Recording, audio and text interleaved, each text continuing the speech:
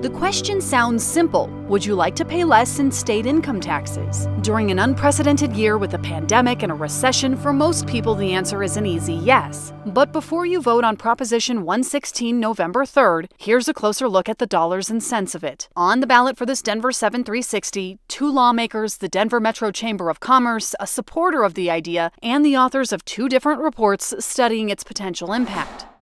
Colorado's income tax has held steady for 20 years. It's a flat tax, meaning everyone pays the same percent no matter their income, and it applies to both individuals and businesses. 7 states have no income tax at all. Other than that, Colorado has one of the lower rates in the country. Proposition 116 asks voters, should the state income tax be reduced from 4.63% to 4.55%? If you earn Colorado's average income of $69,000 a year, you'd save about $55 in taxes annually. Though supporters say it's a little more than that since businesses would save money too and hopefully charge you less. But the reduction would result in a roughly $154 million drop in revenue for the state budget next year.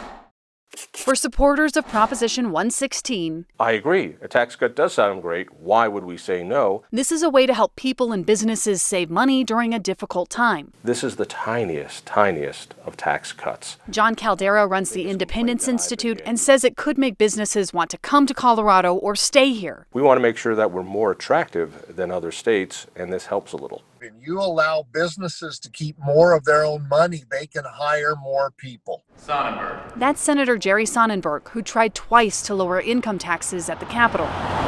He says even with the cuts, the state government's budget is bloated and things like roads and schools aren't being made a priority. The only way to solve that is to allow people to keep their own money, to be able to prioritize themselves what they want to spend that money on. I consider this very much a bill for the middle class and a bill for jobs. Beyond that, they pointed out President Trump's changes to the tax code actually help Colorado make more money, and that the legislature raised fees and closed tax loopholes this year, so it is bringing in more funds. And even though the Blue Book analysis found that 75% of people will see a savings of $50 or less, $50 is still $50 to somebody who needs that money for their kid and needs to buy books or clothes.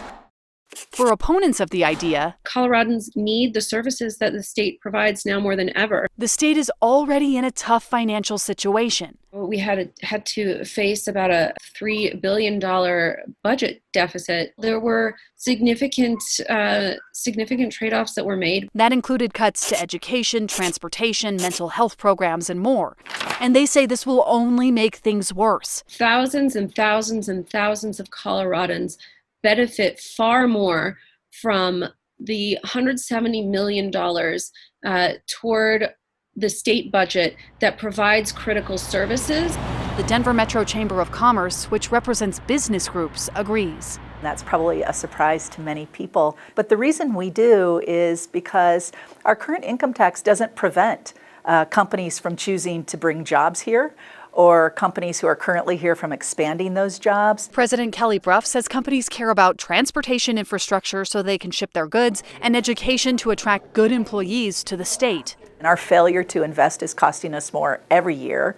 And when you look at those kinds of costs, what you realize is we're much better off paying the current tax rate instead of reducing it. In the run-up to the election, policy researchers are studying the potential impact of Prop 116. This is really, like most public policy, about trade-offs. Chris Brown from the Common Sense Institute says it could help ease some of the financial burdens from this recession. This proposition, if passed, would benefit the private sector, increase employment, stimulate output slightly. At the same time, it would magnify some of the hardships that the state government faces. Depending on how the state responds to the cuts, Brown says hundreds of jobs could be lost or hundreds could be gained. And this is only slowing the state's financial growth slightly. So while the state is losing money, in the long term, we do expect revenue to rebound. For the average Coloradoan, this is a raw deal. An analysis by the Bell Policy Center is painting a different picture. It's really a tax cut that will very much benefit the wealthiest of Coloradans. So 55% of the benefit will go to the top 3% of earners in Colorado. It found that even a small tax decrease would have disproportionate effects on communities of color since it could result in cuts to services. Colorado's tax code is really regressive, meaning middle and low income Coloradans pay a higher percentage of their income towards taxes. This is really furthering the regressivity we see across our tax code in Colorado. You lose a far greater amount in investments in your communities, your teachers, your schools, than you gain getting back. The question sounds simple. Would you like to pay less in state income taxes? But both supporters and opponents of Proposition 116 say there's a lot more to it than that, and they hope voters will weigh the dollars and cents of it all when they cast their ballot in November. Megan Lopez, Denver 7.